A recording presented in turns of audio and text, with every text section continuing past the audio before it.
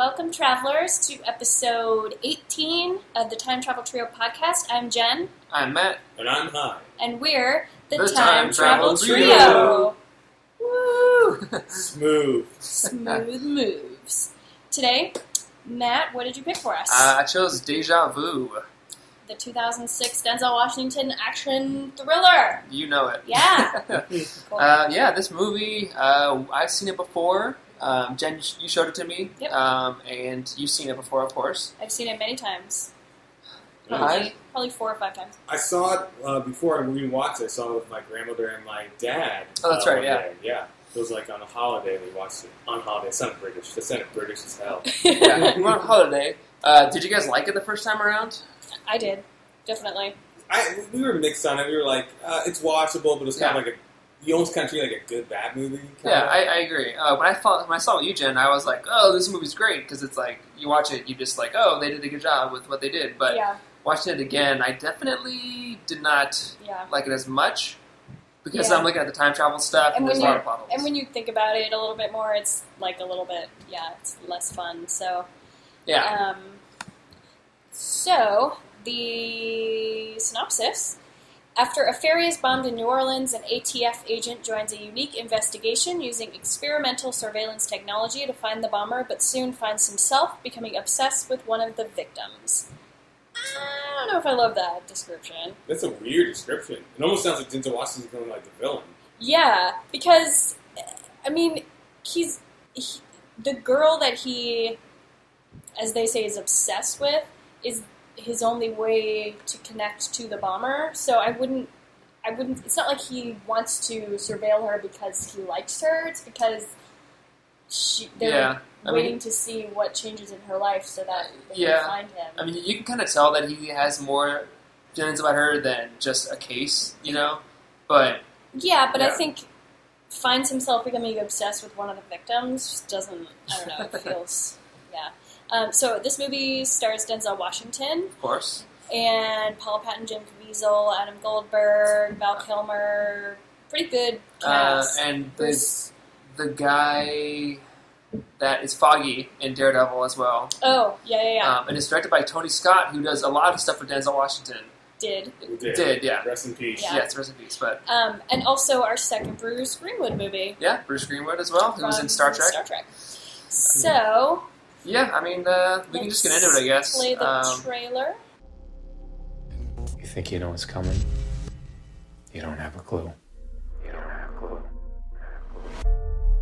It's a phenomenon known as Deja Vu.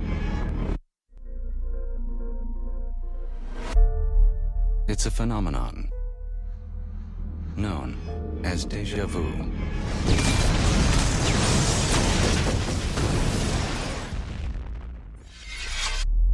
You arrive at a place you've never been, but it feels familiar. You look into the face of a stranger, and you feel like you've known her all your life. Have we met? Yeah. Yeah, we have. Deja vu is believed by many to be a trick of the mind, but the truth is far more extraordinary. What if you had to tell someone the most important thing in the world, but you knew they'd never believe you? I tried. Doug, I've been put in charge of a newly formed investigative unit. I want you on the team. Why me? We've got some unique time constraints. He has been shown a secret. It's a brand new program. We can look anywhere 4 days in the past. The government doesn't want you to know. This is not surveillance. This is the actual past. Yes. They found a way to fold space back onto itself. Remember the blackout we had a few years back? Half the Northeast, you're saying you guys? 50 million homes? My bad. Wow. The key to stopping a disaster You think you know what's coming? You don't have a clue. starts by unraveling the mystery of Deja Vu. What if you had to tell someone the most important thing in the world, but you knew they'd never believe you? I try.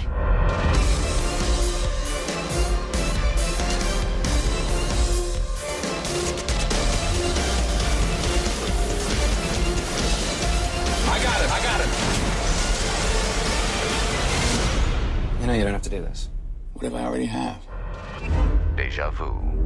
If you think it's just a feeling, go back and look again. It just feels like that's not really what Deja Vu is what this movie showed us, but... nothing here was really actually Deja Vu. Yeah. It was just people seeing things for the first time, technically. It was like more of a time... But I guess the way that they see the past is almost like Deja Vu, because you've lived it and then you see it again using the wormhole device thing. Okay. He's the only guy who's really seen Deja Vu. Yeah. If anything. That's true.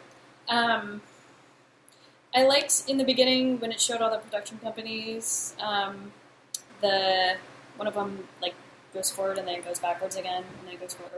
Gotcha. It's like, like the movie. Mm-hmm. Yeah. That was kind of clever. Well, I noted Beach Boys at the beginning. Beach Boys! Jen loves the Beach Boys. I love the Beach Boys. Yeah, I have that note too. I guess initially, did you like or dislike it watching it this time? There's certain things I liked more. I mean, Tony Scott's a pretty good director, and he's able to weave some stuff. Like I like the look and feel of the film. Yeah. Very weathered down, gritty, dirty blue and orange that he's doing. Very blue and orange. Yeah, it's overdone now, but when Tony Scott first did this, it was more unique. It stood out. It had everyone's kind of copied off his style, really, and. The time travel really, on a second viewing, does not... Even after the first movie, my grandmother was calling out plot holes. But watching it a second time, really find some inaccuracies. Yeah, I agree with you 100%. I still enjoy it when I watch it because Denzel does a good job. He's funny and commanding like he always is. I think Val Kilmer does good as well. So does Adam Goldberg. And Paula Patton too, but it's just... Yes, on a second viewing, it's just, I don't know, you notice things a lot more because you know what to expect and you've seen it already, and now you see, wait, how does that make sense? How does that make sense? Yeah, I agree. I do like this movie, generally, and it feels different to me than, sorry listeners, just more, they're doing construction outside, so if you hear a banging noise, that's what that is. It's really distracting. I like this movie generally, and yeah, there are definitely some faults, but it feels different, I guess, to me than some of the other movies that we've done. It feels like, I guess I just appreciate it because it's not a remake, it's not, it's not a sequel, right. It's not a comic book movie, and that is really rare. I mean, yeah, this was 10 years ago, but that's really rare to find, and so I really liked that it was its own story. Yes. Something I appreciated, and it kind of was interesting and sci-fi and different. So that's why I like this movie. Yeah, I get you because it's they really do go for it, and I can always appreciate that in any movie, even in movies I don't like. And this is not a movie where I don't like it. That's still negative, but you know what I'm saying. It's they have a unique idea and they decide we're going to run with this. We're not going to kind of introduce this interesting element and then not go all the way with it. They go all the way with the concept as far as they can, really. Yeah, I mean, this movie, they kind of leave, they have things in the beginning that make you think, well, why is that there? Or, that's interesting, I wonder how that got there. And then you think maybe we'll find out how later on, and we kind of do sometimes. But the characters also play with the rules of time travel. Can we change the past? I don't know. I don't think we can. I think everything's been said already. So as a viewer, you don't know either because you're watching a movie. And so... You're kind of, you don't know what to expect with the time travel when they actually do time travel. Mm-hmm. So, since you're on it, let's talk about how they time travel. So, this team of scientists made a time machine accidentally, of course, because it's just that easy. Yeah. And at first, they bring Denzel in to kind of use it to investigate the case, but he finds out early on that it's actually a window into the past and not just a video of the past. And so he wants to know why and how. And we have a clip here of the scientists explaining to Denzel why and what they're doing. I said explain it to me, not talk science. Look, all right, I'll tell you what. Why don't you guys just keep talking? I'll just sit here until you figure out what it is you really want to tell me. They found a way to fold space back onto itself. All right, look. We're used to viewing space as flat, right? Like this piece of paper. To see something from a distance, light has always had to travel the long way across the flat space in between. But given what I was trying to explain, we could fold the space, bring the target closer to us, create what's known as an Einstein-Rosen bridge, otherwise known as a wormhole, suspend it via gravitational field. That's what we're looking at. That's it. What's on the other end of the bridge? Claire's house. Basically, we're folding space in a higher dimension to create an instantaneous link between two distant points. Instantaneous. Well, that's what we hoped for. That's what we expected. But the electrical force, we used huge amounts of energy to create this bridge. All right, how huge? You remember that little blackout we had a few years back? Yes, New York I blamed do. Canada, Right. Canada blamed Michigan. Half the Northeast. You're saying you guys... 50 million homes? Right. My bad. They basically use energy to make a wormhole, which, if you have negative energy, you can theoretically do that. Okay. But, I mean, you know, it takes a lot of energy to do that. Mm-hmm. So they would destroy Earth if they did it on Earth, pretty much, with all that energy. Yeah. Yeah. But no, they turned off all the lights in the eastern seaboard. Yeah, that's all they did. That's all they did. Just someone left the toaster on. But so the way that we see this time travel at first is just a video of the past that they can manipulate. They can move it around. They can see anywhere in this radius of the city. It's 4 days in the past. It's like Eagle Eye, kind of, you know, in the sense Right. of like all different. It feels like all these different cameras that exist in the world and cell phones and whatever their feed is like being manipulated by these people to create one image. Yeah, they can go anywhere, listen to everything, But they have pivot the camera, and that's which is actually the end of the wormhole, I think. It's something that Denzel points out is like, how do you have the audio? And they just don't answer him. But Yeah. because that's in a movie, that's, you know, if you don't have an answer to explain something, you just have the characters not respond. And make it seem like the answer is too much to either the audience or the main character to comprehend, or like it would reveal something horrible. Yeah. Well, if you had a wormhole flying around the city, it would suck things into it. So, I mean, you know. Yeah, it's not. But like right off the bat, like Denzel shoots a laser beam through the screen, and she reacts to it in the past. That's how he knows it's a time window. But unless the screen is the actual opening of the wormhole, how would the laser go through the wormhole? Yeah. Like, is that the opening of the wormhole? It's not, because we see him time travel later on. It's not through the screen. So he would have had to point it like in that thing where he travels in. Or somewhere that isn't just a TV screen. Yeah. Like a one-to-one correspondence between where he shot it and where it landed on the screen. Yeah, because in that the screen could be also shown somewhere else and Yeah. you know, on a second screen next to it. And Yeah. That would make sense, yeah. But I mean, so on the time travel, it is interesting. At first, you're like, oh, they have a wormhole they created, which accidentally maybe could happen at some point, not anytime soon. But theoretically, you're like, oh, interesting. There's a wormhole. They can see the past. Can they change it or not? That's kind of the question. So at first, it's kind of interesting. But ultimately, it all falls apart once Denzel actually travels back in time. Yeah, well, first they send a note. Before he travels, they send a note and see that they can, quote-unquote, affect the past. Or interact. Interact with the past, yeah. But so, like at that point, you're not sure if they changed anything because his partner still dies. Yeah, so it feels like they keep asking this question whether or not the past is going to change or can be changed, but everything they do kind of assures the future that they're already in. So it doesn't feel like they're changing anything. It feels like everything they've done, they've always done. Yeah. Right, and this is where I remember when I saw this with my dad and my grandmother, this is where the story kind of got a little weird for us, because when he's like out there with his like handheld camera that can like see into the past, it's actually a pretty cool technique. But the problem is, it starts to mess with it because at first it seems like he's just doing detective work. He can't change anything that happens in the past. He can only see what happens in the past. Yeah. And that's when it's like, it's science fiction, but it's like, particularly when you're at the ferry scene, it makes sense. You're like, okay, there's that many cameras in the place, like on a heavily surveilled area. Yeah. You can kind of buy that they would be able to look back that much into the day. Yeah. Then once you have him like leave and he goes mobile and he has the camera and he's like, it's actually a pretty good moment. He's like, oh, prepare yourself, you're about to see a murder. It starts to like bend the rules of it. And then by the time he's doing the laser pointing, the rules have gone out the window. Well, the way I think about it with that little handheld device is that it extends what the wormhole can do almost. So it's like, I don't know, but that doesn't make any sense because like, how? There's no second wormhole between the goggles and the other wormhole. So I don't know, but either way, it makes a cool chase sequence that he just murders people on accident. I mean, the time travel in this movie is strange, but it does set up some really well done sequences. Yeah, I agree.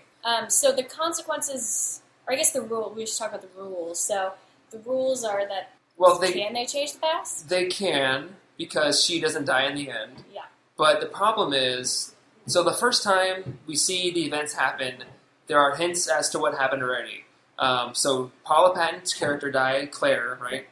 Claire, not Clara. Yeah, I was going to say, wait, Claire. Claire. So Claire dies in the beginning. They find her body. She died before the explosion, apparently, and, she was murdered separately. And we see these things happen before Denzel travels back in time. Like, there's bloody stuff in her apartment that got there somehow, and he got a mysterious phone call before everything happened. So these little breadcrumbs that happened beforehand. And then we see Denzel go back in time to make those things happen, but it's inconsistent, because if she died, then he wouldn't have gone back to her apartment to get bandaged up, because she died in the explosion, or from being burned by the guy. Yeah. But then he was there to save her by the ambulance, which was there when he visited the house the first time. It doesn't make sense. So there should have been two different timelines. Right. They kind of convoluted it into one. There's one timeline that's a mixture of two. It should have been one time. The timeline when she died should have been, there's no ambulance in the thing, it never blew up, she died, there is no evidence of Denzel in her apartment. Yes. There's no blood.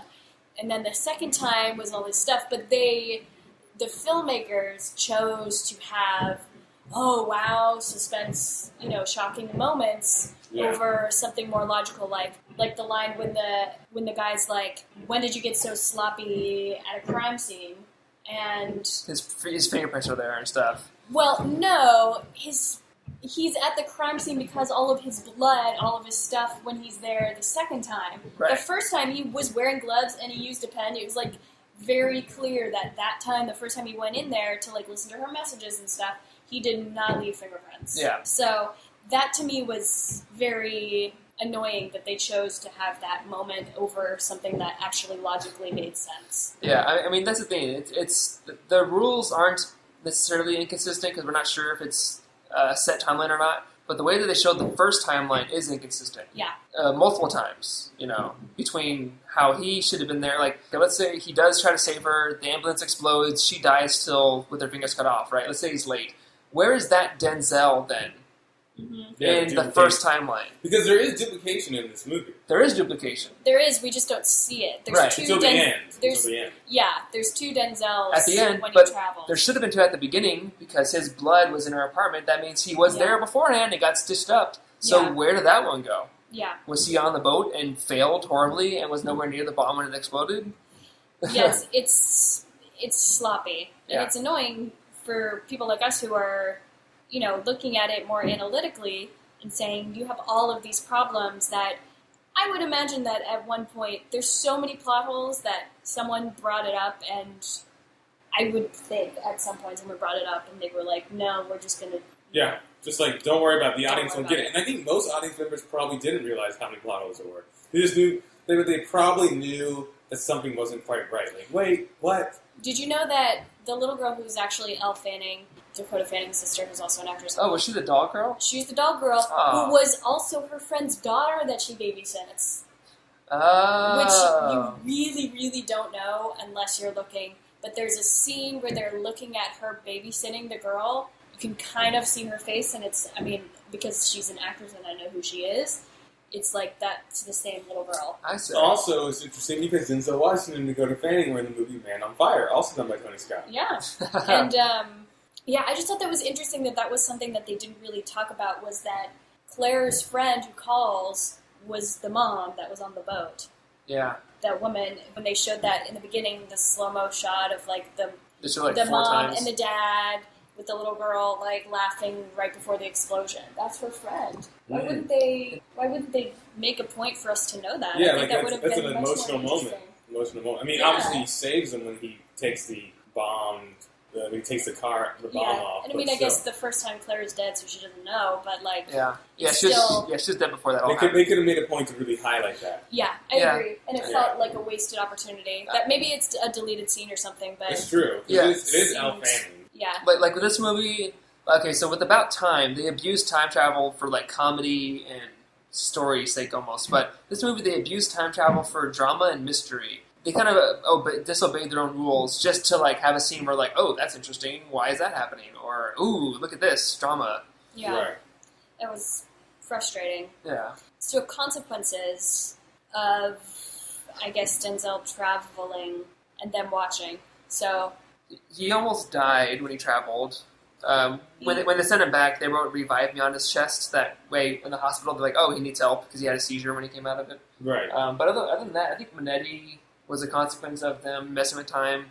Like, I think he was missing in the first original timeline, but the second time around, we see that he actually died. No, but he might have died that way. It seemed like he died on the ferry the first time, is what they say, because his car was one of the cars that was at the ferry. But his car also could have been there because he was murdered, or he was shot at the dock and carried away in the car. Right. Because that was at the pier. That's how I always thought it. I always thought it was that way. That's why. Which is what the characters say in the movie. They're like, oh, how do we know he always didn't die that way? How do we know we didn't always send the note back in the past? Because Denzel left before he saw the note. So that could have had to always happen, but we don't know until he actually goes back and changes something that we know they can change stuff. Why would they... I guess it was to know whether or not they could change stuff, but I guess my question is, it just seemed like they weren't listening. When maybe Adam Goldberg was like, did you ever go and read this note and go there? And he didn't, obviously, so why would they send it to him anyway to think that he would do it and change something? Well, I mean, half the team thinks they can change stuff. Like, Adam Goldberg is one of the ones that's like, no, we can't do anything. Maybe that's how it always has been. Yeah. But he was like, yeah, do it. So Denzel Washington then decides to be the first guinea pig and travels in the machine, has a seizure, but they put him in a hospital, so he is saved. Wakes up the morning of the explosion. Attack, yeah. Right. I actually like that time travel causes him to have a seizure. It's very rare that in movies we saw it with Predestination, but it's very rare in movies that they actually say like that time traveling has some sort of like physical or mental effect on the time traveler. Well, they mentioned that the way the wormhole works is you can't send a lot of stuff back. Like, I guess you can send light back, but they say you can't send radio waves, but radio waves are light. It's just a different wavelength of light. So that's all inconsistent for me. But science, that's a small science. That's a simple Google fact, though. At the same time, too. Yeah. That's like one of those small ones like that shouldn't be. Yeah. Plus, he asked at one point, "How are you guys using sound?" So why would you make it so you couldn't have radio? Yeah. I mean, the way I look at it is that they made a wormhole that's so tiny, like a pinhole, that they can put a camera through that can look at stuff. Like, if that's the case, then you can send through a small stream of matter. Maybe they made the letter like energy, and then sent the energy through, and then it made the letter whole again. And I guess maybe Denzel will be a lot of energy to send through. Too much energy, but still, it's like, I don't know. Yeah, I wish that there was a specific point right before the explosion that was like the crux of a change. That like this thing happened, so it caused the explosion. This thing, it didn't happen, so it didn't explode. Yeah. You know what I mean? And it wasn't that way. The first time with the explosion, they made a clear point to show that there was no one in the car. Yeah. And just the music happened to just turn on or whatever, and so the guy was looking at it, and then it explodes. The guy wasn't there, Denzel wasn't there, yeah, Paul Patton wasn't there. Well, the guy was on the bridge, first of all. Yeah, the guy was on the bridge watching. And why, like, there were a lot of windows in that car. Really, no one looked at all of those explosives when it was being driven on, like, and there's all those cops that are so anal about people not being on there. It also That's absurd. It took the guy in the boat, like, a minute to go through all windows to see, like, 10 bumps in the back seat. Like, he's like, oh, the front seat's empty. Oh, the back seat's kind of empty. The trunk, whoa! Why wouldn't you put a tarp over it? I don't Or understand. anything, or just hide it underneath the seats or something. I don't understand. That didn't make sense to me. Just like, it's there. James Caviezel's a very sloppy, he's like, yeah, if it doesn't work, I'll still blow it up anyway. Kill a few cops. A crazy character. He's definitely, like, spouting nonsense to people and acting like a crazy person. Yeah. I do like how they kind of tied some things together, like, when he had the goggles, Denzel, he saw where the house was, so as soon as he came back to the past, he took an ambulance and drove right to the house to save her, because he knew that time was of the essence, so that was like, oh, cool, he knew where to go because he saw it in the future. Right. But, plot holes aside, it's a pretty cool, like, way to show where to go. Like, he figured it out because he saw in the future. I feel like there's a consistent theme of the movie. It's like, if you look at the time travel, it doesn't make any sense. As a whole, But I guess what Tony Scott was betting on was that the sequences and the action seemed to be so cool, you wouldn't have time to question what was happening and how much it actually made sense. I agree with you. I think it does seem like they cared more about explosions and action sequences and chase scenes and etc., but not... Like, how many cars and people does he injure in that goggle rig scene? Wow. People must have died. People definitely died. Cars flew across the sky. There were explosions and all of this stuff. There was an explosion on the bridge, but on the boat, cars explode when they just hit the front of the car or the back of the car. Like when they drive off the boat with the bomb car, they hit two cars and both the cars explode. They just hit the front and the back end of the car, and those two cars explode and launch their bomb car off the boat. Yeah. That's like worse than GTA. At least GTA had to shoot it like 10 times. Yeah. That's a good point, actually. Yeah. Even Michael Bay doesn't have his cars explode when they get hit. They just get ripped apart. And Jim Caviezel shoots a car like once and it explodes. Like he just like boom, car explode, boom, car explode, boom, car explode. He's Jesus. Yeah. He has powers. He could have walked on that water to the ferry if he wanted to. Yeah. As much as I didn't obviously want all those people to die in the ferry explosion, I kind of would have preferred that such a big event wasn't changed, just in the sense of a timeline consistency. Like, he already changed it by saving her. Yeah. But that, to me, wasn't enough of a cause that also ended up saving 600 people. It was a pretty big explosion, but now it's underwater, I guess. Oh, and the first time, the explosion also blew up the engine of the boat, too, which made it even bigger.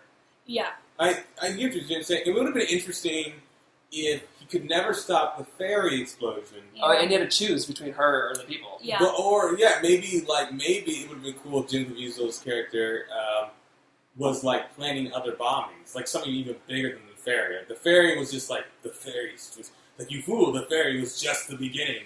Like, and then so now you have to stop him from like blowing up even some more stuff. So it's like, I can't stop the ferry, but I can stop him from blowing up even more people. Like, that would have also been pretty interesting. Yeah. Because then it would have fed more into, like, can you actually change the past? And maybe he's able to save Paul Haddon from getting blown up on the ferry, but he can't save the ferry from being blown up. It's but too big of an event to, like, ride. That's what I think would have been better. Also, if they found all of those, like, bloody swabs and stuff in her apartment, it's a significant amount. Would the police not ask him why his blood was there? Right, like, why were you bleeding? Absolutely absurd. Like, why were you bleeding? What happened? Like, do you pick your nose a lot? Like, how are you bleeding that much? And why were you there? Like, I didn't understand. Didn't they bring up that his blood was in the sink or whatever? And like, they all just he said was like, when did you get so sloppy looking at a crime scene? Well, I remember someone mentioning that like in the sink, there's like something was in the sink. Yeah, he has bloody rag in the sink, and then all these like cotton swabs in the trash can. That's his blood. I've been watching a lot of Bones, and this movie felt like an episode of Bones a little bit. So I'm like really into I've been into crime scenes and stuff. So I know stuff, And I'm like, they would absolutely question him. Oh yeah, he'd be under investigation. He's not. He's an ATF agent. It's not like he's FBI. He's like in the scheme of investigating something this big of an explosion. His career of what he does is like nothing. It's not important enough to be getting away with all the shit he gets away with. Right. You know, going into someone's apartment without a warrant, all this stuff. Right. You know, gets off scot-free, basically can do whatever he wants, and it feels like he's in charge of the entire investigation. Is there not cops, policemen, you know, like FBI, all these other people who are supposed to be investigating this? No, it's just up to Denzel and his little ragtag crew who are looking at time travel. I mean, like, yeah, they touch on, there's like a separate police bureau that he calls at one point, and then he has his own ATF crew, and then there's the FBI, but they don't really stop him from doing anything. I guess Val Kilmer is the FBI agent, but... Right, but Val Kilmer's on his side the whole time. He's kind of just like chilling. He lets him do whatever. He's like, send him back in time, do it. So that bothered me. That felt like a huge oversight. So is there any scientific accuracy to... Well, there is. That's what I liked about the first and second act, is that they all you see is this wormhole that they accidentally created, and they talk about using energy to create a wormhole, which is theoretically possible, but you need negative energy to open up the breach in the time-space, fabric. But the problem is you need to have a lot of energy to keep it open. They say they use, I think gravitational something to keep it open, but it requires a lot more energy to keep it open like that. And we don't have that type of exotic material to do that now. And something with that is kind of cool, but then, sending him through it, maybe if they had more energy to open it up wider, that would be possible. But then again, where is the entrance to the wormhole? Is it in the box? Is it the screen? Is it somewhere else that the box sends it to?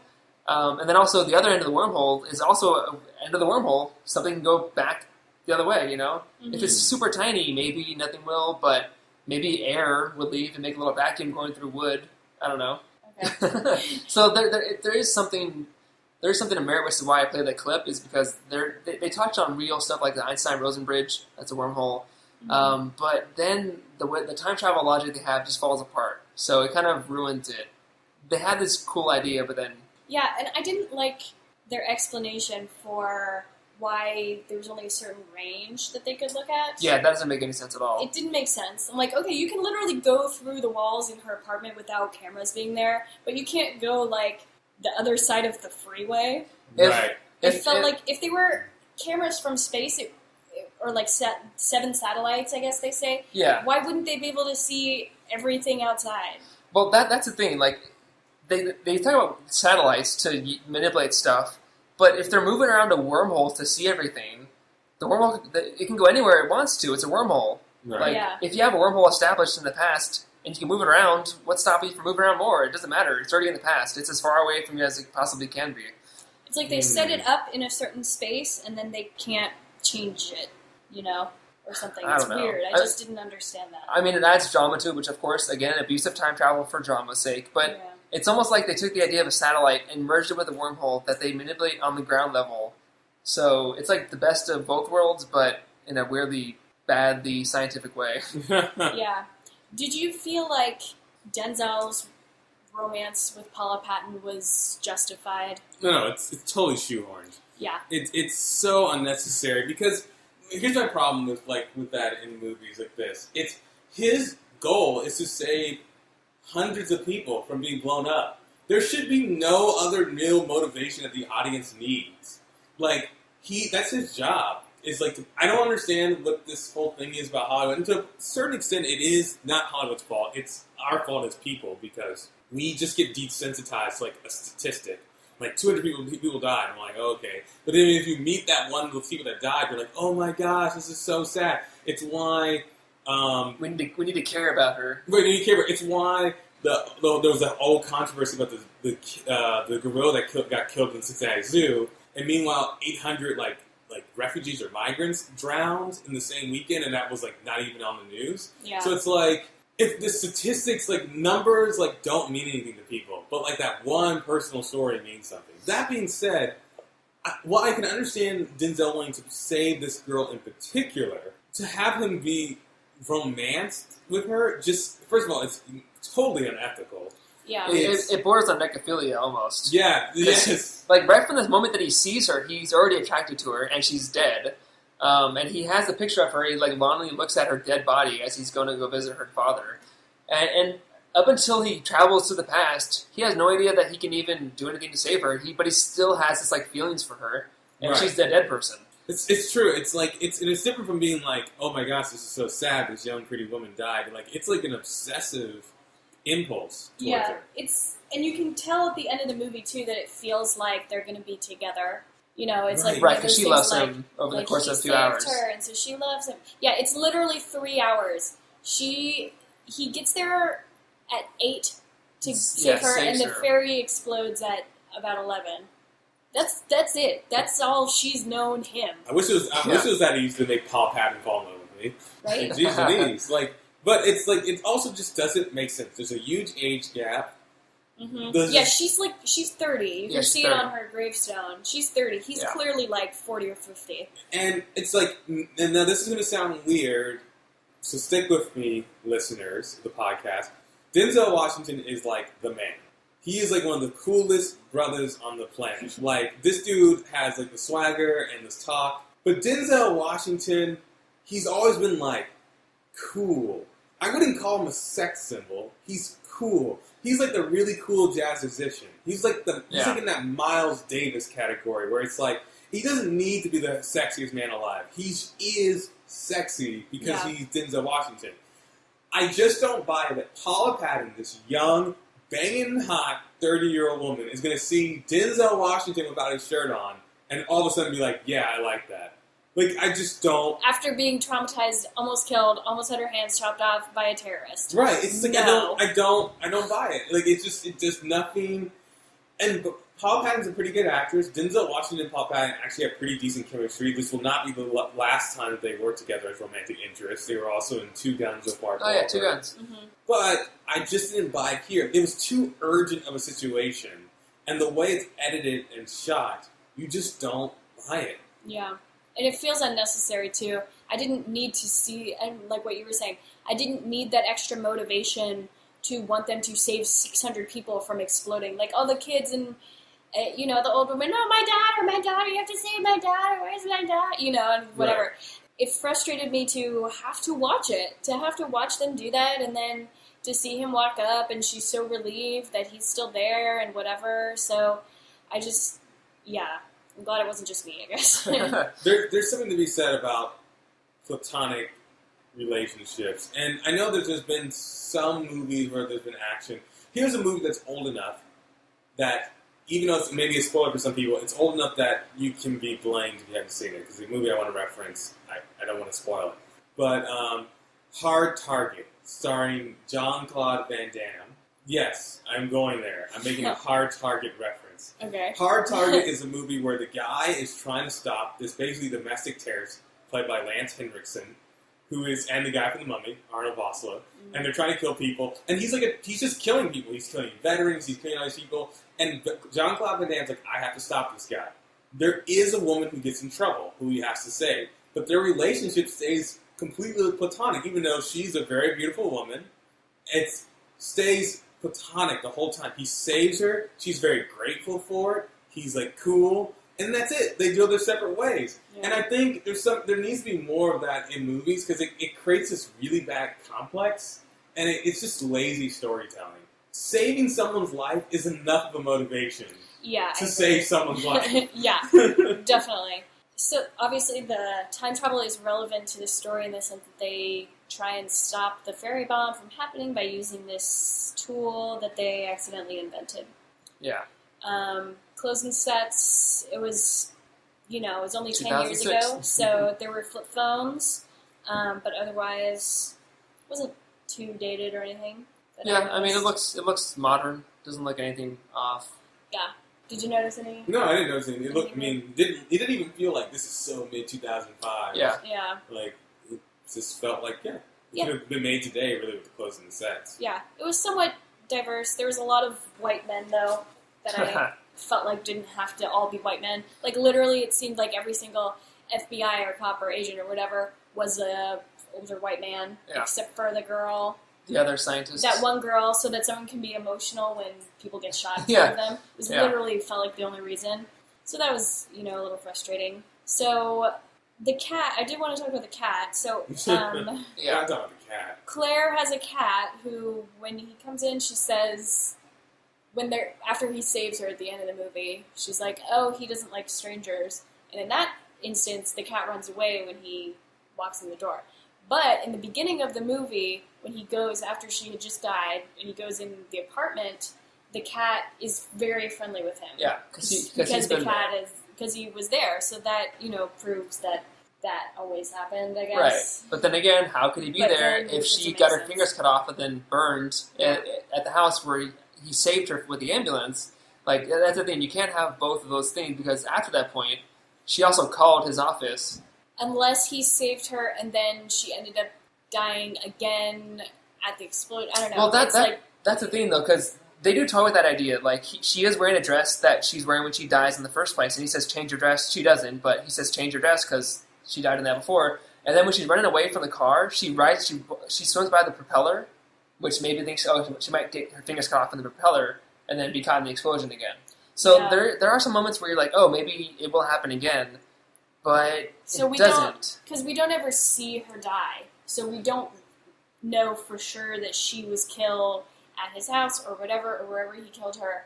So it is feasible that Denzel saved her and then failed the first time. Right, but then again, where was he at that? But where exactly. Was so where was the original him who should have been like, there? If there was a John Doe they found that's been totally charred beyond belief, they don't know who it is. That could be Denzel's failed body the first time through. What if and then maybe before he leaves to the past, they say, "Oh, it matches your dental records," and he's like, "What? That's me," and then he goes back in the past. Okay, radical notion.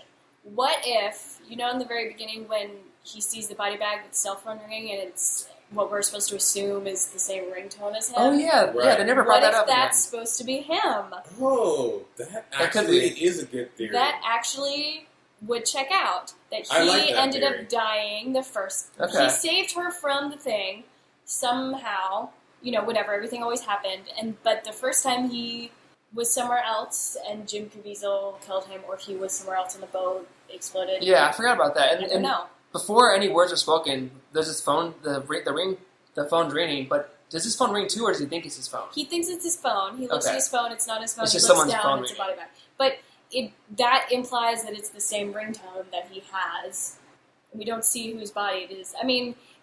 I like that theory, actually. I really like that theory. There's no coincidences on screen. I agree. If his phone rang too, I would believe that. But his phone didn't ring. So if someone was calling him, it would call to both phones maybe. That would be cool. Well, it could have been... Yeah. That might be a script problem rather than less expensive signal. Yeah, that's true. I don't know. It seems like maybe that was the purpose of that. Yeah, that'd be cool. That would make more sense that he did save her from the dock, always. Yeah, maybe... But maybe you're they right. somehow There should have been two of him there, but there wasn't anyway. Yeah, maybe they went to the dock. He's on the boat. Maybe instead of running back to the boat to help him, Jim Caviezel sees her waiting there and then burns her and kills her. I would suspect. But she was dead 2 hours before the explosion happened, or whatever they said. That corpse. I don't think it was 2 hours. I thought it was just a few minutes. Well, they found her. They found her body. They found her body. They found her body before that, but I think she had been dead and dumped before that. So maybe her fingers got cut off in the explosion. Maybe he was late the first time around. Her fingers weren't cut off in the explosion. He made a point to show that he was about to cut off her fingers at the dock. No, but the first time around. But then I guess she wasn't dead yet because they went back to her place and she bandaged him up. Yeah, so... Yeah, that timing wouldn't work out. Or maybe the first time around, maybe she did burn and get her fingers cut off. He went in there, tried to fight Jim Caviezel. He was too late to save her. He went back to her place to get patched up, and then that was just him patching himself up. Yeah, and then he went to save the day and failed because she was alone instead of her being there to help him out. That could be. Okay. Yeah. Interesting. Okay. I think we figured it out. That's how the first time must have happened. That's how it should have happened. That's why it's called Deja Vu. Now, there are still a little bit of plot holes, but I might be able to buy that. Yeah, I like the idea that the cell phone body was his. Okay. I like that. I like that idea, too. I did note that, but I forgot about it completely after seeing the movie. Would you want to experience this time travel? No, you go during a seizure. It's like weird. Like almost it's like, die. Yeah, it's like, no, this sounds terrible, time travel. Yeah, I agree. Keep on living in their houses. I like the idea of being part of the team that can use that technology. Yes. But I don't want to be the one to probably die when you travel. Yeah, let me be the guy from Daredevil. And it's only 4 days. That's so not worth it. Yeah, I agree. Not feeling it. Yeah. Any other notes you guys had that we didn't touch on? Talked about the cat. The car's exploding. I wanted to bring that up again. They explode with just being hit. If that's how cars exploded, every single accident on the road would end up in people dying because it would just be massive explosions.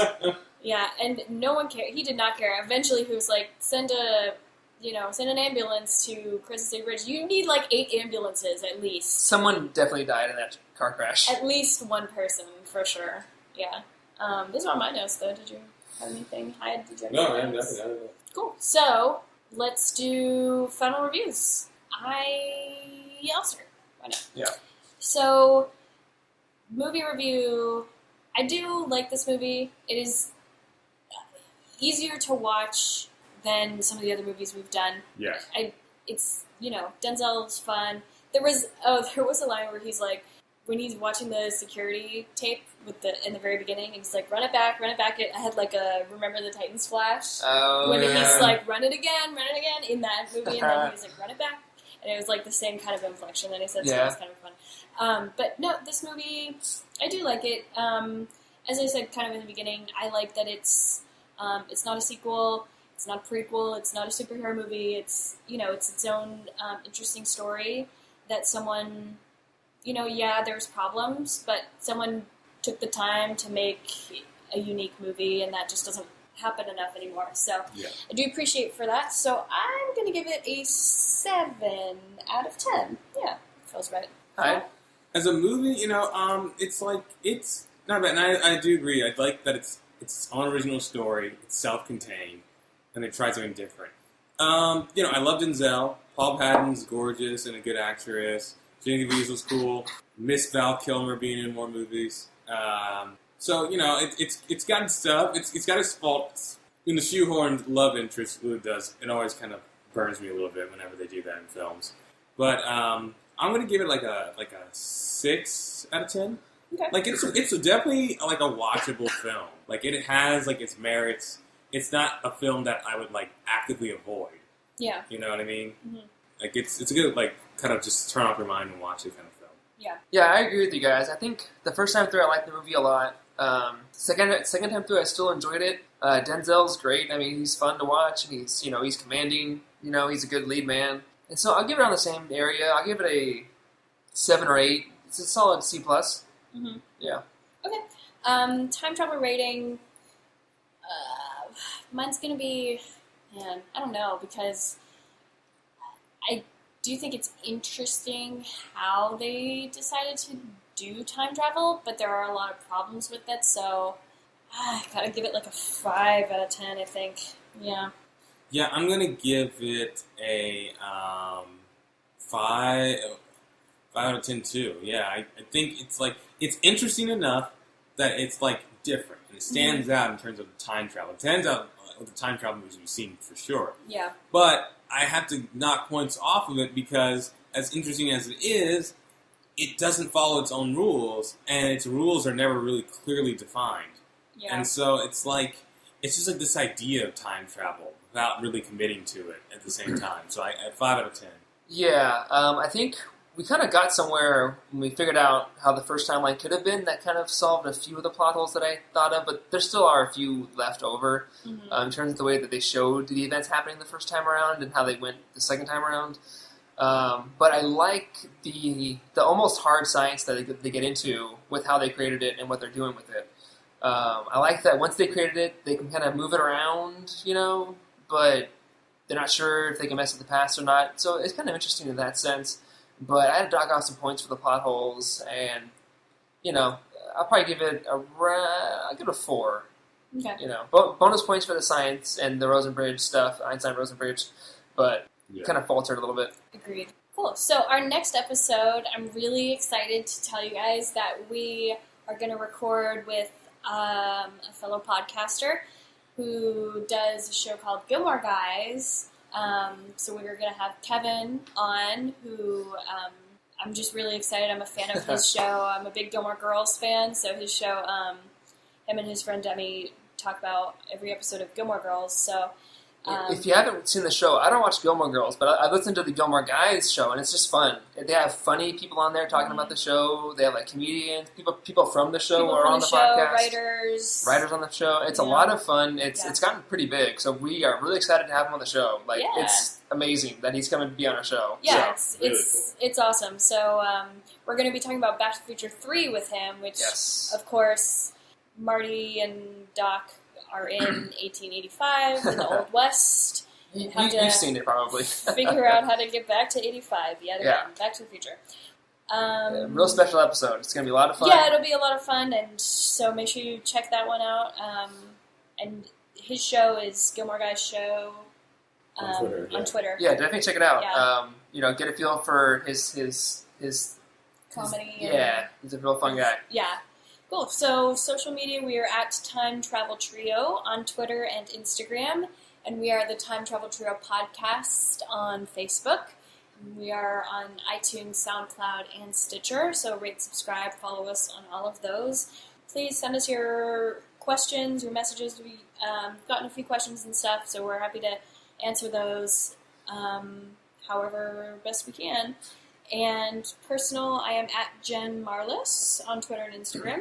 I'm at Foreman in Space on those things. I'm at Robinson is Hyde. Also, guys, if you can, you'll probably see a lot of pictures of this on my Instagram and on my Twitter. I have a play that I wrote and direct, an original play in the Hollywood Fringe Festival. It's called Politically Challenged. It's going to be at the Complex Theater June 11th, 17th, 19th, 25th. Tickets are $12, but if you use the code VOTECREST, you get $2 off your ticket online. So nice. I want to plug, as well as Gilmore Guys, I want to also plug another podcast that I've been obsessed with called Mike and Tom Eat Snacks, of Michael Ian Black and Tom Cavanaugh, our good friends who literally, it's like 45 minutes of them eating snacks and talking nonsense and rating it, and it's amazing. It's a Nerdist podcast, so if you haven't listened to that, please check them out. They're hilarious, just riffing off each other. It's amazing. And Tom and Mike, if you're out there listening, please be on our show. Please send us a message, because we would love to have you on. You can pick the time travel movie. Even just chat. Doesn't have to be about a movie. We can eat snacks together. Yep. I'll provide the snacks. And so with that... We are out of time.